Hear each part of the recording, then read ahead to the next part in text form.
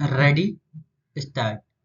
Iran और Israel के बीच चल रहा संघर्ष वर्ष 2026 में एक बड़े युद्ध के रूप में सामने आया है।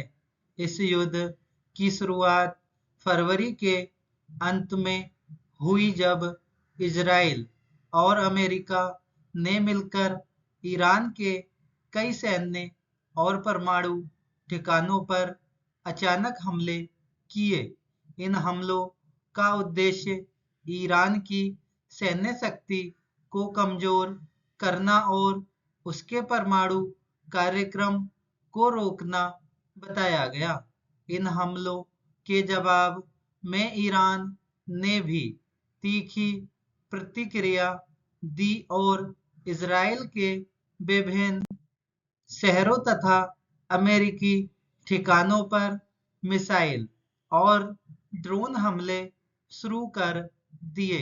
इन हमलों के कारण कई जगहों पर भारी नुकसान हुआ और आम नागरिक भी प्रभावित हुए।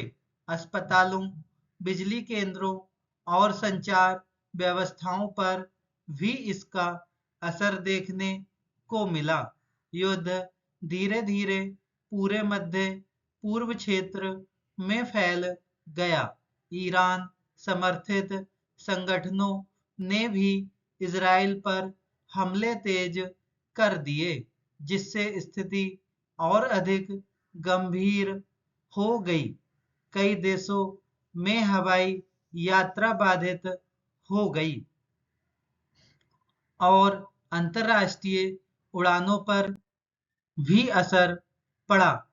व्यापारिक गतिविधियां धीमी हो गईं और समुद्री मार्गों पर भी खतरा बढ़ गया। हाल ही में इजराइल ने ईरान के सबसे बड़े गैस क्षेत्र साउथ पार्स पर हमला किया, जिससे ईरान के ऊर्जा उत्पादन पर गहरा असर पड़ा। इस हमले के कारण वैश्विक स्तर पर तेल और गैस की कीमतों में भी वृद्धि देखी गई। कई देशों में ईंधन महंगा हो गया, जिससे आम जनता की दैनिक जीवन पर भी प्रभाव पड़ा।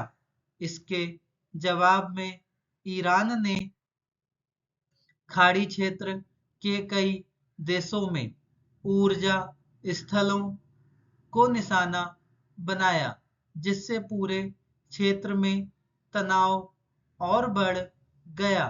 इस युद्ध का प्रभाव केवल सैन्य स्तर तक सीमित नहीं है, बल्कि इसका असर वैश्विक अर्थव्यवस्था, व्यापार और ऊर्जा आपूर्ति पर भी पड़ रहा है। संयुक्त राष्ट्र और अन्य अंतर्राष्ट्रीय संगठनों ने इस संघर्ष को रोकने के लिए कई बार अपील की है।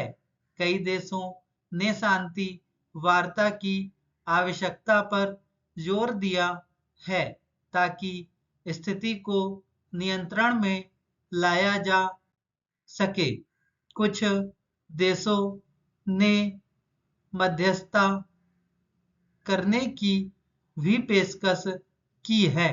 इस युद्ध के कारण हजारों लोग अपने घर छोड़ने को मजबूर हो गए हैं और शरणार्थियों की संख्या लगातार बढ़ रही है। बच्चों और महिलाओं पर इसका सबसे अधिक असर पड़ रहा है। राहत एजेंसियां लगातार सहायता पहुंचाने का प्रयास कर रही हैं, लेकिन सुरक्षा कारणों से उन्हें भी कठिनाइयों का सामना करना पड़ रहा है। इस संघर्ष ने यह स्पष्ट कर दिया है कि आधुनिक समय में किसी भी क्षेत्रीय युद्ध का प्रभाव पूरे विश्व पर पड़ता है। यदि यह युद्ध जल्द समाप्त नहीं हुआ तो इसके परिणाम और भी गंभीर हो सकते हैं।